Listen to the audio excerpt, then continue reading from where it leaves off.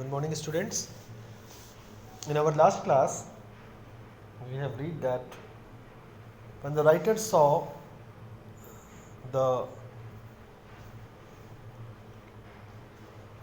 baby of the deer, at first the baby was afraid. Fawn was afraid, and he began to run away. Finally, he got stuck somewhere and saw the writer. Now we are moving ahead. He said, enchanted, I will carry you after I get my breath. He remembered his father saying that a fawn would follow if it had first been carried. He started away slowly. The fawn stared after him. He came back to it and stroked it and walked away again. It took a few wobbling steps toward him and cried piteously. It was willing to follow him. It belonged to him. It was his own. He was light-headed with his joy. He wanted to fondle it, to run and romp with it, to call to it to come to him. He dared not alarm it. He picked it up and carried it in front of him over his two arms. It seemed to him that he walked without effort. तो students आगे क्या होता है, writer जो है वो फ़ॉन को अपनी गोद में उठा लेता है, फ़ॉन को प्यार करता है, दुलारता है और उसको अपनी गोद में उठा लेता है। शुरू में जब वो उठाने जाता है तो फ़ॉन थोड़ा सा घबरा करके रोने की कोशिश करता है या चिल्लाने की कोशिश करता है, लेकिन प्यार का स्पर्श पाके उसे महसूस होता है कि जो है राइटर उसको कोई नुकसान नहीं पहुंचाने वाला, और इसीलिए वो अंततः उसकी गोद में आ जाता है। His arms began to itch and he was forced to stop again. When he walked on, the fawn followed him at once. He allowed it to walk a little distance, then picked it up again. The distance home was nothing. He could have walked all day and into the night, carrying it and watching it follow. He was wet with sweat, but a light breeze blew through the June morning, cooling him. The sky was as clear as spring water in a blue china cup. He came to the clearing. It was fresh and green after the night's rain. He fumbled with the latch and was finally obliged to set down the fawn to manage it. Then he had an idea. He would walk into the house, into Penny's bedroom, with the fawn walking behind. तो क्या हुआ, writer जैसे कि आप समझ पा रहे हो, राइटर जो है उसको अपने घर की तरफ ले आया। मौसम उस दिन बिल्कुल साफ था। राइटर ने उसको अपने घर की तरफ लाने के बाद उसको घर के बाहर छोड़ा और ऐसे उसको इशारा किया कि तुम अब मेरे पीछे पीछे आ जाओ। राइटर उसको घर के बाहर छोड़ के जब पेनी के रूम के अंदर जाने लगा, पेनी के बेडरूम में जाने लगा, तो फॉन भी उसके पीछे पीछे जो है चल पड़ा। But at the steps the fawn balked and refused to climb them. He picked it up and went to his father when he lay with closed eyes. थोड़ी दूरी चलने के बाद, 2 कदम चलने के बाद ही फॉन जो है वो आगे चलने से इनकार कर देता है। तो राइटर उसको गोद में लेता है और पेनी के घर में जाता है। Jody called, Pa, look. Penny turned his head. Jody stood beside him.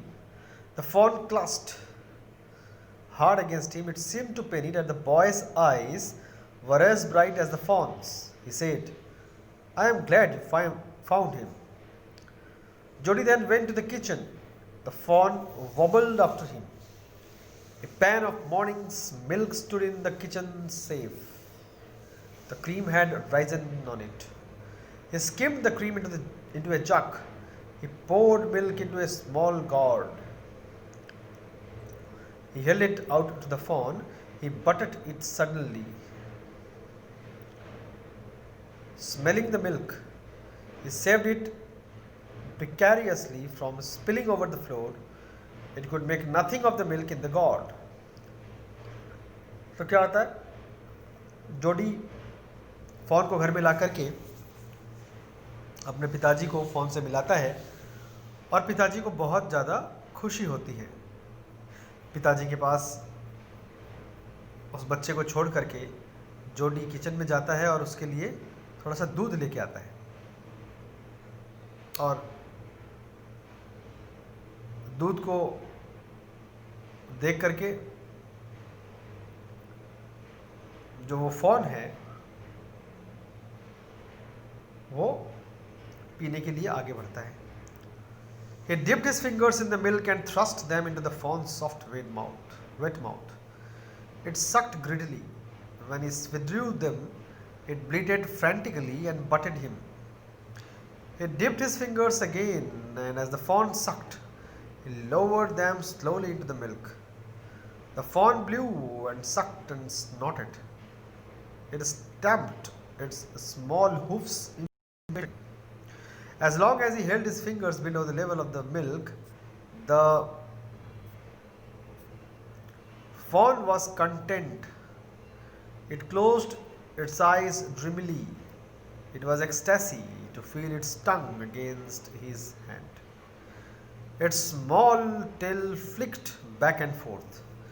The last of the milk vanished in a swill of foam and gurgling.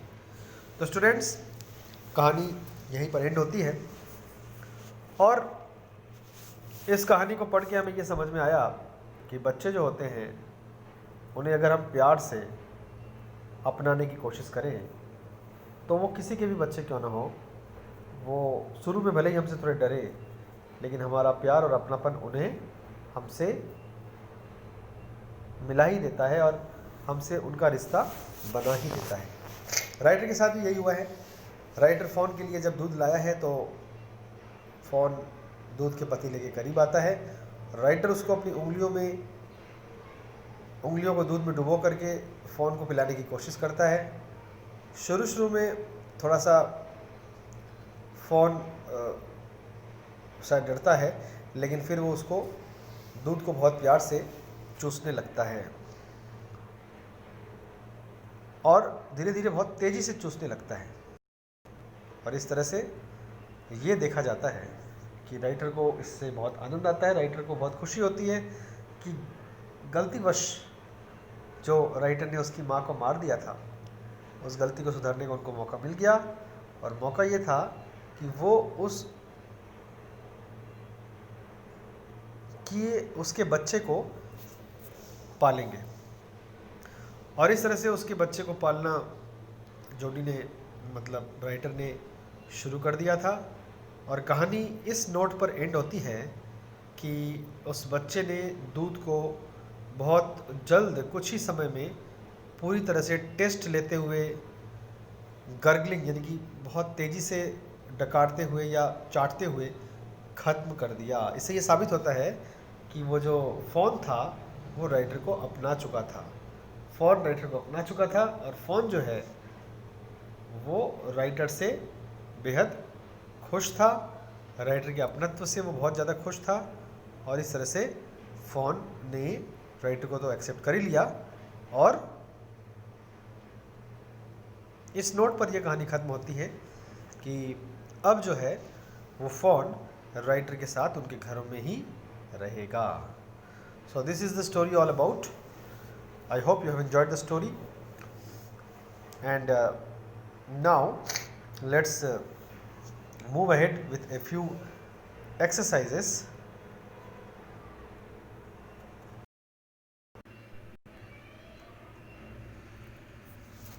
So students, as you are seeing that I am dealing with the textual questions. There are actually 4 questions given in the textual part. The first is, why did Penny Baxter allow Jody to go find the phone and raise it? तो Penny Baxter was aware that he himself was responsible for the fawn's helpless state because he had killed its mother to save himself from the effects of snake bite. He also knew the fawn would certainly die if left alone on its own. The feelings of guilt and gratitude made Penny allow Jody is go find the fawn and raise it. तो जोडी उस लड़के का नाम है और पेनी उसके पिताजी का नाम है. पेनी बैक्स्टर जो जोडी के पिताजी हैं, उन्होंने जोडी को फ़ोन को लाने इसलिए भेजा क्योंकि जोडी ने अपने पिता को सांप के कांटे का इलाज करने के लिए ही उस जो है बच्चे उसकी माँ को मारा था, फ़ोन की माँ को मारा था. तो कहीं ना कहीं फ़ोन की माँ के शरीर के किसी अंग से सांप के कांटे का इलाज उसने अपने पिता का किया. पेनी का इलाज करने के लिए जोडी ने फ़ोन की मदर को मारा था और इस वजह से थी क्योंकि उसको पहले पता नहीं था कि इसका एक छोटा बच्चा भी है. बाद में जब उसको ये दिखा या समझ में आया कि उसका तो एक छोटा सा बच्चा है, तो उससे बचने के लिए ही उसने जो है अपने अफसोस से बचने के लिए ही उसने ये फील किया और फैसला किया कि वो जो है पेनी बैक्स्टर ने उसको अलाउ भी किया कि जाओ और जा कर के आप जो है फ़ोन को खोजो और उसको पालो ताकि आप अपने गिल्ट से बाहर आ सको. What did Doc Wilson mean? What did Doc Wilson mean when he said nothing in the world ever comes quite free? ये बात डॉक विल्सन ने क्यों कही? तो डॉक विल्सन ने यही कही कि हर एक इंसान को अपने कर्मों का फल मिलता है. पेनी ने जो डो को मारा था उससे उस बात से अपने आप को उस गिल्ट से उबारने के लिए ही ज़रूरी था कि वो जो है इसका प्रायश्चित करता Jody. Third question is how did Jody look after the fawn after he accepted the responsibility for doing this. Jody ने किस तरह से फ़ोन की देखभाल की शुरू में जब उसने उसकी जिम्मेदारी ले ली. तो